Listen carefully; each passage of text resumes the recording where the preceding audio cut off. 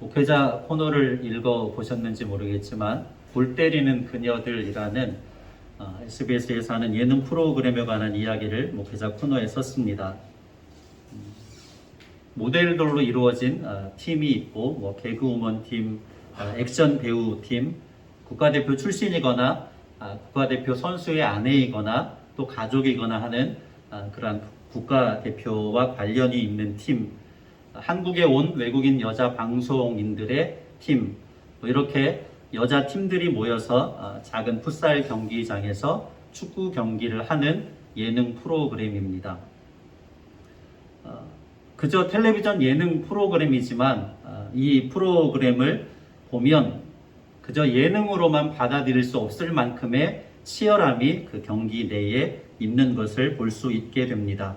그녀들이 축구 경기를 준비하는 과정, 그리고 경기에 임하는 모습들, 경기를 할 때의 그녀들의 눈빛들, 온몸에 멍이 들어도 포기하지 않고 부상을 당해서 경기를 뛰지 못하면 정말로 억울해하는 그러한 그녀들의 모습들이 그저 예능 프로그램으로만 받아들이기는 좀 아쉬움이 남는 그런 생각이 들 정도입니다.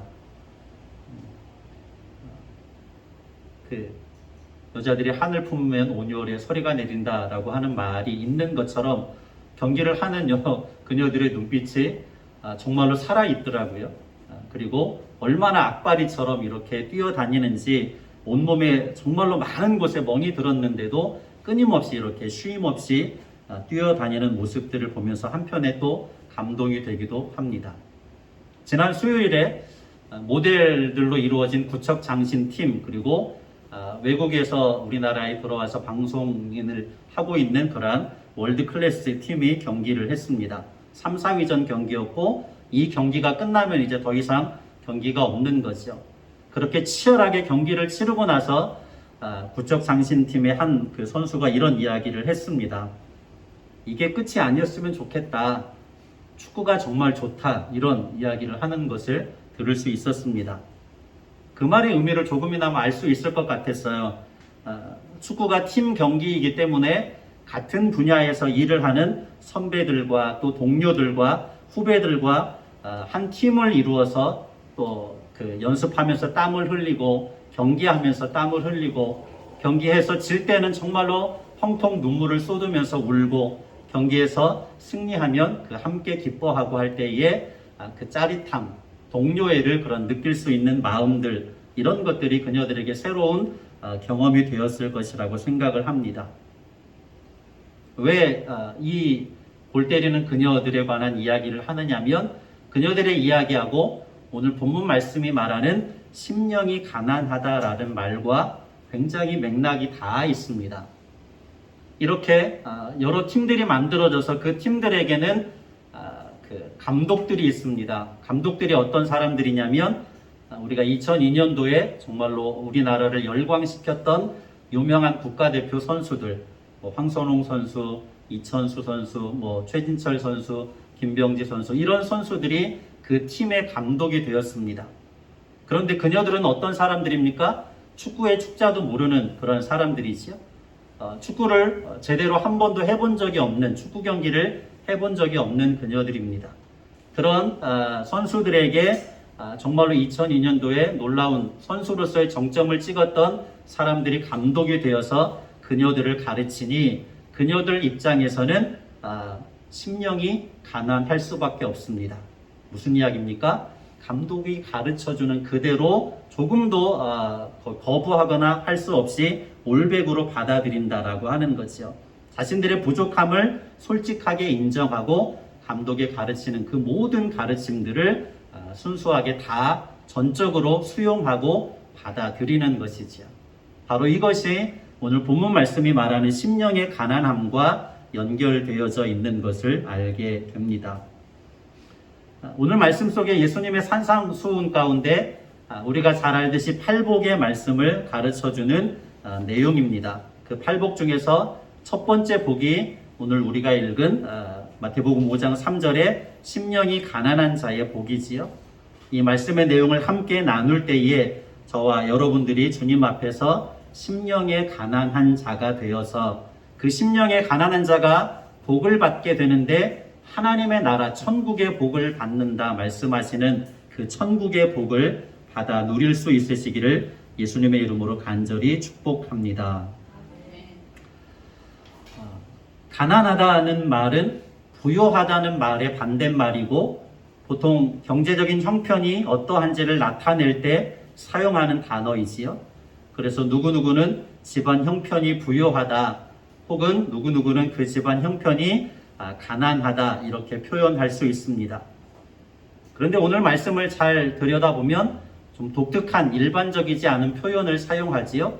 심령이 가난하다라고 표현합니다. 우리가 흔히 사용하는 표현은 아니라고 할 수 있습니다. 그래서 이 말씀의 의미들을 좀 더 구체적으로 알기 위해서는 심령이라는 단어가 어떤 의미를 담고 있는지를 잘 알아야 됩니다. 심령이라는 단어를 표준 세번역 성경에서는 마음이라고 번역했고 원문 성경에서도 마음이라고 번역을 합니다. 그래서 성경에 나오는 심령이라는 말, 영혼이라는 말, 마음이라는 말들은 다 같은 맥락에서 쓰여지고 있는 단어들이지요.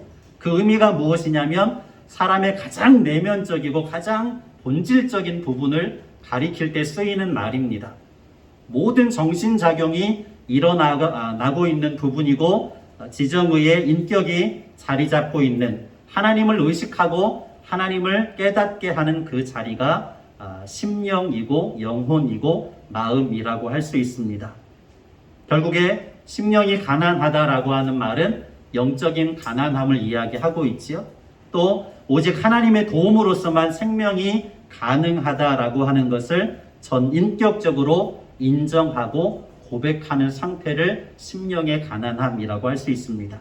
철저하게 자기 자신을 비워내고 그 자리를 하나님으로 가득 채우는 거죠.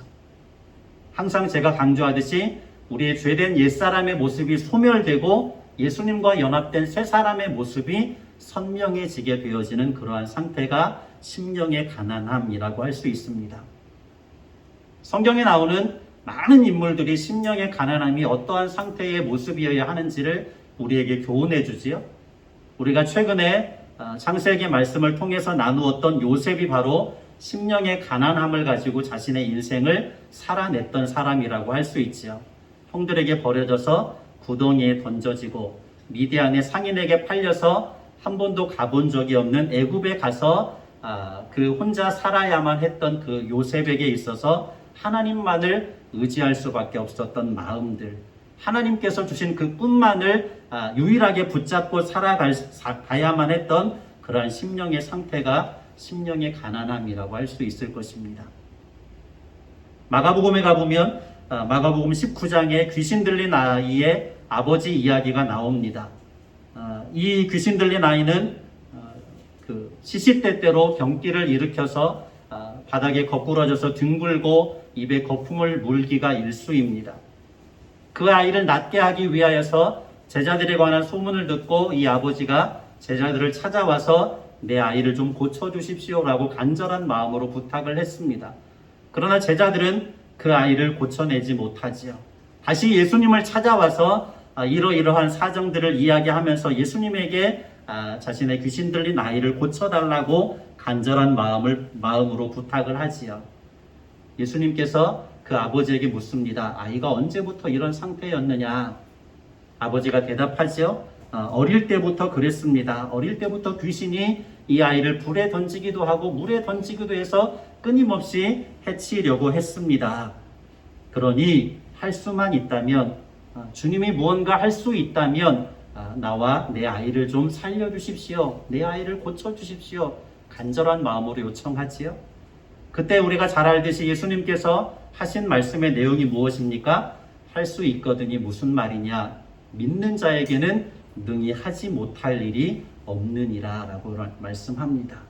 그리고 그 순간에 이 아이의 아버지가 하는 말이 이 말인데 한번 찾아볼까요? 마가복음 19장입니다. 마가복음 19장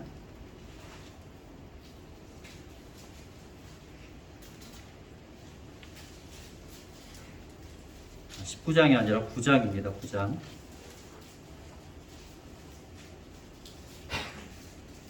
마가복음 9장 23절과 24절을 같이 읽어볼까요? 마가복음 9장 23절, 24절입니다. 예수께서 이르시되 할 수 있거든이 무슨 말이냐 믿는 자에게는 능히 하지 못할 일이 없느니라 하시니 곧 그 아이의 아버지가 소리를 질러 이르되 내가 믿나이다 나의 믿음 없는 것을 도와주소서 하더라. 아멘. 내가 믿나이다 나의 믿음 없는 것을 도와주소서. 무엇이라고 할 수 있습니까? 심령의 가난함이라고 할 수 있습니다. 자신의 힘으로는 도무지 할 수 없기 때문에 어찌할 수 없는 절망의 상태 속에서 오직 주님만을 바라보고 있는 그러한 마음이 바로 심령의 가난함이라고 할 수 있는 거지요. 우리가 알듯이 야곱이 이제 고향으로 돌아가기로 작정을 했습니다. 그 야곱의 마음의 가장 큰 문제는 어떻게 해서든지 형 에서를 만나서 관계를 회복해야 하는 것입니다. 약속의 땅에 들어와서 형이 살고 있는 세일 땅들에 이르게 되었습니다. 먼저 사람을 보내서 형이 어떻게 반응한지를 알아보려고 했더니 어떻게 되어 있습니까? 형이 400명의 사람들을 거느리고 자신에게 다가오고 있다는 소식이 들려옵니다. 두려움에 사로잡혔겠지요. 형을 만나지 않으면, 형과의 관계를 회복하지 않으면 지은 죄가 있기 때문이지요. 결코 고향 땅으로 부모님을 만날 수도 없을 뿐더러 고향 땅에 정착할 수도 없을 것이었습니다. 그래서 그 여러 선물들을 준비해서 차례차례 형에게 보내어서 형의 마음을 누그러뜨리려고 했습니다. 그럼에도 마음이 놓이지 않아요. 한밤중이 되어서 모은 가축의 떼들과 가족들을 야복강을 건너게 하고 그 자리에 홀로 남았습니다. 그 자리에서 어떻게 합니까? 어떤 사람과 씨름하기를 시작합니다. 동이 터올 때까지 한밤이 지나도록 씨름을 하는 거죠. 간절한 마음으로 기도하는 모습인 거죠. 그런데 동이 터오는 그 순간까지 어떤 사람이 가려고 해도 놓아주지를 않지요. 야곱이 끝까지 필사적으로 매달리고 있습니다. 그 어떤 사람이 야곱의 환도뼈를 쳐서 어긋나 버렸습니다. 굉장히 고통스러웠을 것이에요. 그럼에도 불구하고 놔주지 않습니다. 나에게 축복해 주지 않으면 결코 놔주지 않을 것입니다 라고 매달리고 있는 거죠. 그 야곱을 어떤 사람이 이스라엘이라고 바꾸어 주시고 에서와의 관계를 회복하게 하는 역사를 이루시는 장면을 우리가 보게 되어지는데, 하나님 앞에 밤이 새도록 환도뼈가 끊어짐에도 불구하고 끝까지 필사적으로 매달렸던 그 심령의 상태, 그것이 심령의 가난함이라고 말할 수 있을 것입니다. 오직 하나님만 바라보는 거죠. 400명을 거느리고 오는 형을 자신의 힘으로 감당할 수 없습니다. 오직 주님만을 바라보는 것이 하나님의 도우심을 요청하는 그 마음의 상태라고 할 수 있습니다. 그것이 심령의 가난함인 것이지요. 신약으로 다시 넘어오면 12해를 혈루증으로 고생하는 여인이 있었습니다. 병을 고치기 위해서 온갖 노력들을 다 해보았지만 백약이 무효였습니다. 아무런 소용이 없었습니다. 그러다가 예수님에 관한 소문을 듣지요. 많은 사람들이 예수님을 따르고 있는 그 사이에서 비집고 들어가서 예수님의 옷자락을 만졌습니다. 그리고 그가 나음을 입었던 거죠. 모든 방법을 다 동원해 보았지만 나을 수 없었습니다. 그 순간에 유일한 소망으로 누구를 알게 되었습니까? 예수 그리스도를 알게 된 것이지요. 예수님만을 붙잡은 것이지요. 예수님만이 자신의 유일한 소망이라고 하는 것을 믿었습니다. 그 믿음을 가지고 주님 앞에 나아갔을 때의 그 심령의 상태가 가난함, 심령의 가난함이라고 할 수 있습니다. 마지막으로 히스기야 왕이 있지요. 히스기야 왕이 아수르의 공격에 하나님 앞에 간절한 마음으로 기도해서 그 아수르의 대군을 물리쳤습니다. 유다의 20여 명의 왕들 가운데 하나님 앞에 선하고 의로운 왕으로 기록된 8명의 왕 가운데 한 명입니다. 그 히스기야 왕이 아수르의 군대를 물리쳤습니다. 그리고 어느 날 이사야 선지자가 히스기야 왕을 찾아왔는데, 당신이 병에 걸려 죽을 것입니다. 당신의 집을 정리하십시오라고 하는 청천벽력과 같은 말을 듣습니다. 그리고 그 순간에 히스기야 왕이 어떻게 합니까? 얼굴을 벽으로 향하고 기도하기 시작하는 거죠. 한번 찾아볼까요? 열왕기하 20장 2절과 3절입니다. 열왕기하 구약성경 20장 2절 3절입니다.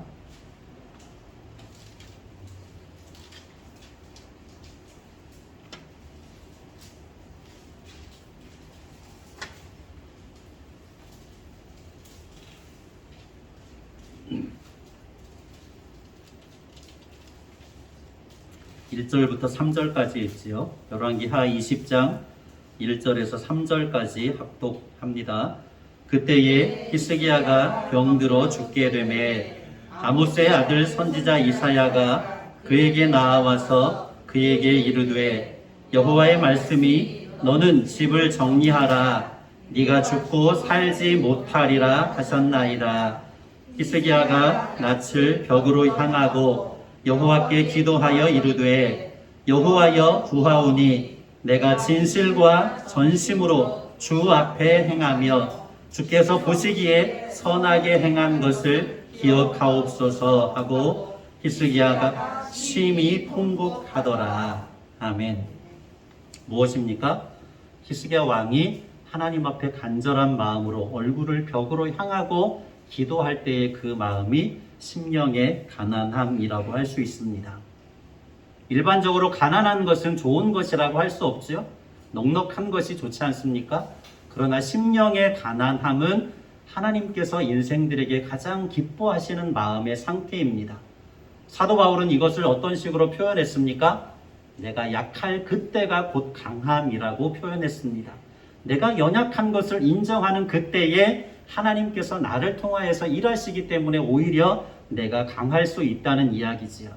우리가 심령이 가난할 때에 나의 연약함을 인정하고 하나님의 도우심을 요청할 때에 하나님께서 우리를 도우셔서 당신의 놀라운 역사를 이루십니다. 그래서 심령이 가난한 것을 하나님께서는 기뻐하시고 하나님께서는 인정하시는 것이지요. 저와 여러분이 심령의 가난함을 이루어 나아감으로 말미암아 하나님께서 예비하신 하나님 나라의 복으로 충만할 수 있으시기를 다시 한번 예수님의 이름으로 축복합니다. 두 번째 단락을 보시지요. 우리가 알듯이 본문의 말씀은 예수님께서 산상수훈으로 가르치시면서 팔복을 설명하시는 말씀의 내용입니다.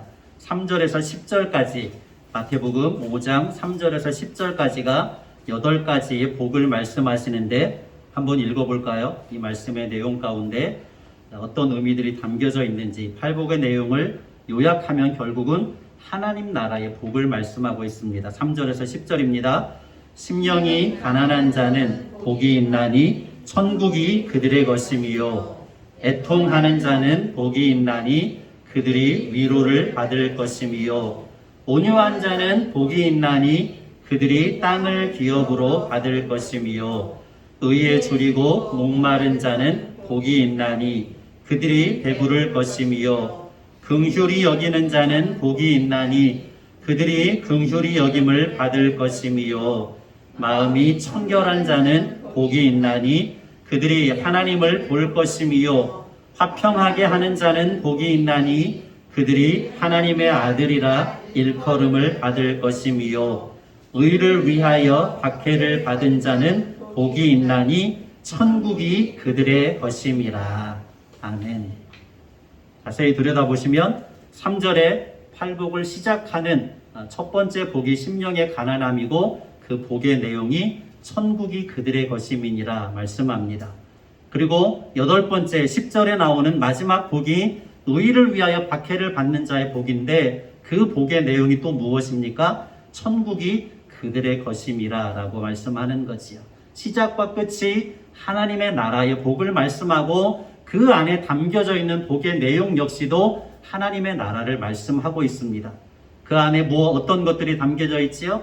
하나님께서 위로를 주신다는 것이고 땅을 기업으로 받는다는 것이고 배부르게 될 것이라는 복이고 긍휼히 여김을 받을 것이고 하나님을 볼 것이고 하나님의 아들이라 일컬음을 받을 것이라고 말씀하지요. 결국에 모든 내용이 하나님의 나라 안에서 누리게 되어지는 성도의 복을 말씀하고 있습니다. 성경에서 하나님의 나라는 어떤 영역을 말하지요? 하나님의 통치가 미치는 영역을 말합니다. 여러분 꼭 기억해야 되지요? 하나님의 나라, 제가 수없이 설교 중에 말씀을 드렸는데 하나님의 나라는 죽어서 가는 나라가 아니라 하나님의 통치가 미치는 모든 영역이 다 하나님의 나라입니다. 그래서 이미 우리 안에 하나님의 나라가 임하였다는 것이 무슨 뜻입니까? 예수님을 믿는 그 순간에 우리는 하나님의 통치를 받아들이기로 서원한 것이지요. 다짐한 것이지요. 그래서 하나님의 통치의 기준인 말씀대로 살아나가는 것이라고 할 수 있습니다. 그렇게 하나님의 통치 영역 안에 들어온 사람들은 이미 하나님의 나라를 누리고 있는 것이라고 할 수 있습니다. 그런데 다만 아직 완성은 아니라고 말하는 이유가 무엇이지요? 예수님이 다시 오셔서 양과 염소를 구별하셔서 양들을, 하나님의 백성들을 영원한 하나님의 나라로 이끌어서 영원히 거하게 하실 그때가 완성이기 때문에 완성은 아니라고 말합니다. 이미 믿음 안에서 우리에게 임하였지만 아직 완성은 아니라고 말하는 것이 그 이유 때문입니다. 하나님의 나라가 불완전해서 그런 것이 아니지요. 예수님이 다시 오셔야 완성되기 때문에 그렇습니다. 현세와 내세를 아우르는 하나님의 선물이 성도에게 주어지는 하나님의 나라의 복이라고 할 수 있습니다. 그 하나님 나라의 복을 가장 잘 설명해 주는 말씀 가운데 하나가 로마서 14장인데요. 찾아볼까요? 로마서 14장 17절입니다.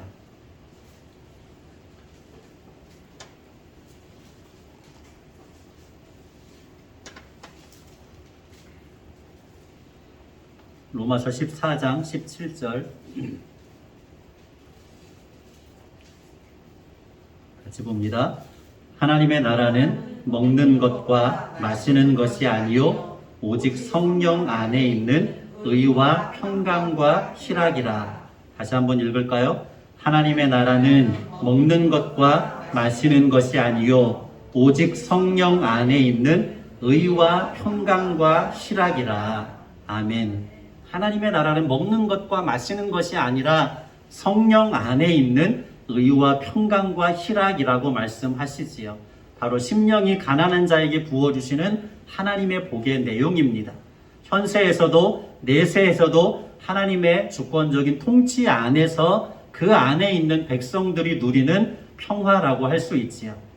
그 안에서 하나님과의 만남이고 하나님과의 교제라고 할 수 있고 하나님 안에서 누리는 샬롬이라고 할 수 있습니다.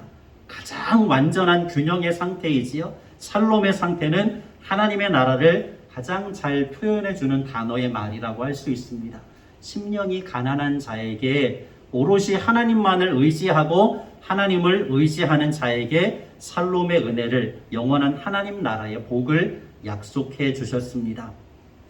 그런데 중요한 것은, 여기에서 중요한 것은 하나님의 통치를 받느냐 그렇지 않느냐라고 하는 문제이지요.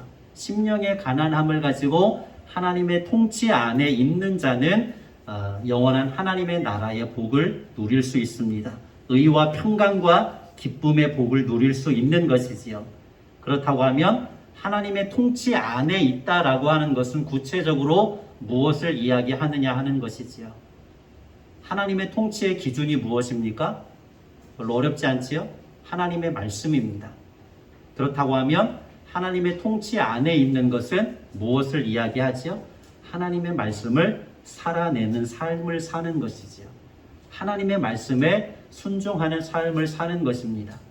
그 말씀의 가장 최종 요약이 무엇이라고 할 수 있습니까? 위로 하나님을 사랑하는 것이고 아래로 사람들을 사랑하는 것이라고 할 수 있습니다. 그것이 하나님의 말씀을 살아내는 자의 삶이고 하나님의 통치 안에 거하는 자의 삶이고 그 삶을 살아내는 자 안에 영원한 하나님 나라의 의와 평강과 기쁨이 임하게 하실 것을 하나님께서 분명히 저와 여러분에게 오늘 본문의 말씀을 통해서 약속해 주셨습니다.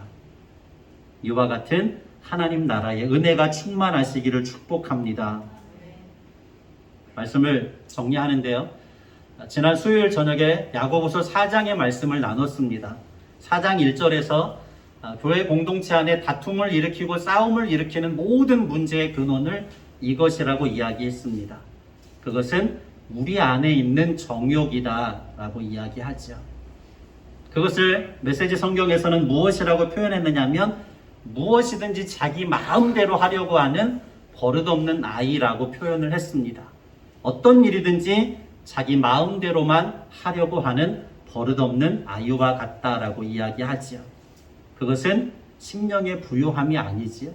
그것은 심령의 가난함이 아니라 심령의 부요함이라고 할 수 있고, 그것은 한마디로 이야기하면 교만이라고 할 수 있습니다. 우리의 마음에 교만이 깃들이게 되어지면 그것은 심령의 가난함이 아니라 심령의 부요함이 되고, 그때에는 하나님의 나라가 절대로 역사하지 않습니다. 오늘 마태복음 5장 3절을 메시지 성경에 이렇게 표현했습니다.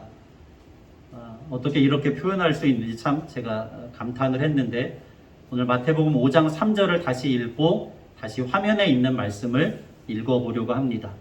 마태복음 5장 3절 보지 않아도 읽을 수 있죠? 심령이 가난한 자는 복이 있나니 천국이 그들의 것이며, 그 다음에 화면에 나와 있는 똑같은 마태복음 5장 3절을 이렇게 표현을 했습니다. 벼랑 끝에 서 있는 너희는 복이 있다. 너희가 작아질수록 하나님과 그분의 다스림은 커진다. 아멘. 다시 한번 읽어볼까요? 벼랑 끝에 서 있는 너희는 복이 있다. 너희가 작아질수록 하나님과 그분의 다스림은 커진다. 아멘. 심령의 가난함이라고 하는 것은 가장 쉽게 정리한다고 하면 하나님 앞에서의 겸손이라고 할 수 있습니다. 우리가 하나님 앞에서 지극히 낮아지고 또 낮아지는 것이라고 할 수 있죠. 하나님 앞에서 우리의 모습들은 지극히 작아지고 낮아지는 것이고, 하나님의 모습은 더 크게 커지는 것이라고 할 수 있습니다. 우리 안에 옛사람은 완벽하게 소멸되어지고 그 안에 예수님으로 가득 채워지는 것이 심령의 가난함이라고 할 수 있습니다. 그러한 삶이 되어질 때에 우리가 작아지면 작아질수록 누구의 역할이 커지게 됩니까? 하나님의 통치, 하나님의 다스림이 우리의 심령과 삶 속의 생활 가운데 더 크게 역사한다는 것을 말씀하고 있지요. 죽음의 질병 앞에서 얼굴을 벽으로 향했던 히스기야 왕의 심정을 가지고 하나님 앞에 나아갈 수 있는 저와 여러분이 될 수 있으시기를 간절한 마음으로 축복합니다. 12해를 혈루증으로 앓고 고통받던 여인이 예수님을 향하여 나아갔던, 옷자락만이라도 만지면 내가 나을 것이라고 하는 믿음을 가지고 나아갔던 심령의 가난함을 가지고 매 주일 예배의 시간 가운데 주님 앞에 나아올 수 있는 저와 여러분이 될 수 있으시기를 축복합니다. 인간이 얼마나 연약합니까? 코로나19 앞에 속수무책으로 넘어지는 연약한 존재이지요. 지구가 뜨거워지고 있다고 계속 말씀을 드리지요. 티핑 포인트가 얼마 남지 않았다고 20여 년 안쪽으로 다가올 것이라고 이야기하지만, 그 시간 가운데 인간이 스스로의 노력으로 티핑 포인트를 연기할 수 있을까요? 지금의 탐욕에 사로잡혀 있는 인간의 모습으로는 불가능할 것이라고 생각이 되어집니다. 얼마나 어리석고 연약한지 모릅니다. 벼랑 끝에 서 있는 너희는 복이 있다. 오히려 이와 같은 상황들 속에서 하나님을 대면하는 우리는 복이 있는 사람들입니다. 하나님을 의지할 수 있기 때문이지요. 우리가 작아질수록 하나님과 그분의 다스림은 커진다라고 말씀하는 것처럼 저와 여러분의 심령이 하나님 앞에 가난한 자들이 되어서 하나님께서 우리의 삶을 다스리심으로 더 놀라운 하나님의 역사가 저와 여러분의 심령과 삶 속에 크게 이루어지시기를 예수님의 이름으로 간절히 축복합니다. 고마우신 아버지 하나님 감사합니다. 심령이 가난한 자는 복이 있나니 천국이 그들의 것임이라고 말씀하셨습니다. 아버지 하나님, 우리 심령이 가난한 자가 되기를 원합니다. 죽음 앞에서 얼굴을 벽으로 향하고 하나님 앞에 간절한 마음을 아뢰었던 히스기야 왕과 같이 12해를 혈루증으로 앓고 고통받는 가운데 예수님의 옷자락만이라도 만지면 내가 나을 것이라고 하는 심령의 가난함을 가지고 예수님 앞에 나아갔던 혈루증을 앓고 있던 여인처럼 우리가 주님 앞에 나아감으로 말미암아 주님을 만나기를 사모함으로 말미암아 하나님께서 우리의 심령과 삶 속에 부어주시는 하나님 나라의 복, 그 하나님 나라의 의와 평강과 희락의 복이 심령과 삶 속에 날마다 새로워지게 하시고 충만하게 하여 주시옵소서. 온 마음으로 간절히 축복하며 예수님의 이름으로 기도드립니다. 아멘.